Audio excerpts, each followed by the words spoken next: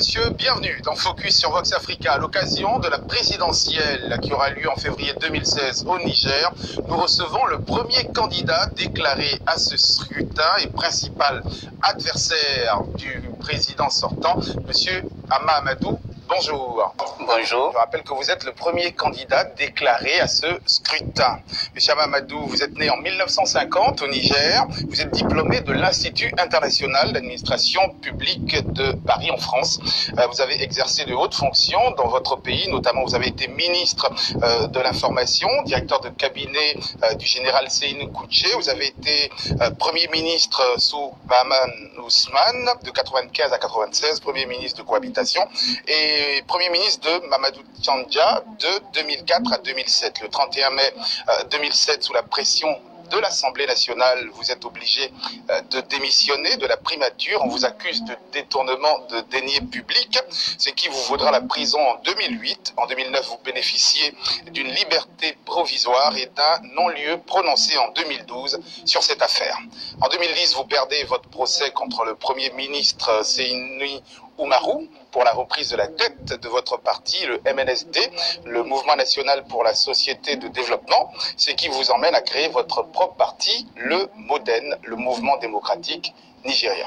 À la présidentielle 2011, vous arrivez en 3e position et soutenez au second tour monsieur Mahamadou Issoufou, l'actuel président au pouvoir. En 2013, vous quittez la coalition au pouvoir pour rejoindre l'opposition aux côtés de Seynou Oumarou du MDS et Mahaman Ousmane du CDS. Depuis 2014, vous êtes en exil en France sous le coup d'un mandat d'arrêt émis par la justice de votre pays.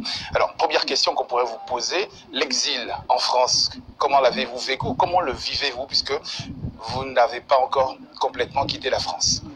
Bon, je voudrais tout d'abord préciser que le mandat d'arrêt émis contre moi ne l'est pas du fait de l'initiative de la justice, mais du fait du gouvernement nigérien, pour la simple et bonne raison que le dossier est d'abord d'ordre politique et que son objectif visait simplement à m'écarter de la course aux élections présidentielles. Et c'est pour cette raison qu'au lieu de faire les choses selon les règles de l'art prévues en matière judiciaire, et le gouvernement nigérien a plutôt préféré émettre un mandat d'arrêt national, ce qui n'a pas de sens dans le fond. Et en tout état de cause, j'étais en France pendant 1 an. Au cours de cette période, donc j'ai continué à travailler avec mon parti pour le renforcer et le préparer à affronter les consultations électorales de 2016 dans de très bonnes conditions. Et je pense que c'est quelque chose de fait. Et le 13 septembre dernier, dans un congrès extraordinaire, le parti m'a investi pour défendre ses couleurs aux élections présidentielles 2016. Comment vous avez ressenti justement cette investiture par votre parti pendant que vous étiez en exil? Et je pense que pour un homme politique en exil, c'est une sorte de consécration de la confiance qui existe entre lui et les militants, des militantes qui, malgré toutes les pressions, toutes les difficultés qu'on leur fait subir, continuent de soutenir celui qui est diabolisé et qu'on veut écraser de toutes les manières. Donc c'est avec une grande émotion, une grande joie que j'ai accueilli cette mission que le parti m'a confiée. Et c'est avec responsabilité et détermination que je ferai face à cette mission pour l'accomplir dans le sens de notre objectif commun, c'est-à-dire le sens de la victoire. Alors on s'étonne que vous êtes sous le coup d'un mandat d'arrêt émis, évidemment, vous l'avez dit tout à l'heure, par le gouvernement de votre pays, et vous vous tenez coûte que coûte à retourner au Niger.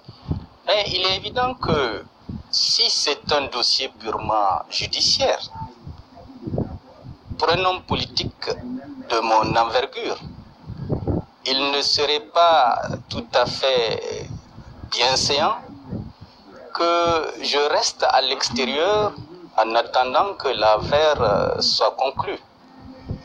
J'ai jugé que mon devoir est de rentrer et de me présenter devant la justice pour qu'éventuellement celle-ci joue son rôle. Mais je l'espère dans l'équité et dans le respect des principes du droit. L'innocent doit être innocenté, l'innocent ne doit pas aller en prison gratuitement et l'innocent doit être réhabilité dans son honneur.